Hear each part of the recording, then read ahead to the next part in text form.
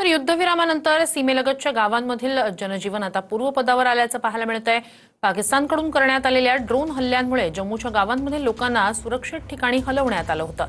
आता युद्धविरामानंतर जम्मूच्या गावांमधील जनजीवन हळूहळू पूर्वपदावर येतंय। भारत पाकिस्तानमध्ये सुरू असलेले युद्ध आता थांबलेलं आहे। मात्र या युद्धाच्या दरम्यान जम्मू काश्मीरमधल्या बॉर्डरवरच्या गावांना सगळ्यात जास्त फटका बसलेला होता आणि त्यांच्या सुरक्षेसाठी गावातल्या सगळ्या लोकांना गावाच्या बाहेर नेण्यात आलेलं होतं आणि त्यांना सुरक्षित ठिकाणी हलवण्यात आलेलं होतं। मात्र आता हळूहळू या गावातली सगळी लोक जी आहेत ती पुन्हा गावात परतायत। मात्र तरी सुद्धा बऱ्याचशा गावांमध्ये अजून सुद्धा स्मशान शांतता पाहायला मिळते।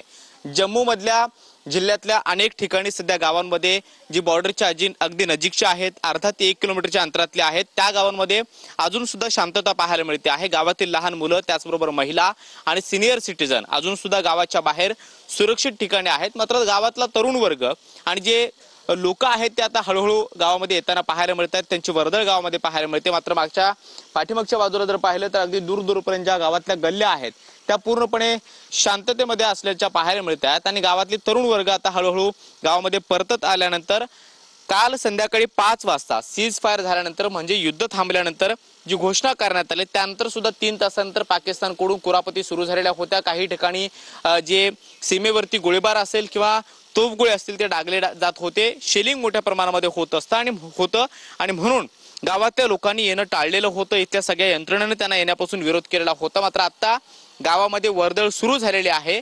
शेवटी लोक जम्मू मधले असेल किंवा बॉर्डरवरच्या गावातले असेल ते गावामध्ये येत आहेत। बाकी के जो लोग हैं जो बाहर हैं सुरक्षित जगह पे उनको रखा गया था। गांव की महिलाएं हो, छोटे बच्चे हो, सीनियर सिटीजन हो, वो आ रहे हैं क्या गांव में?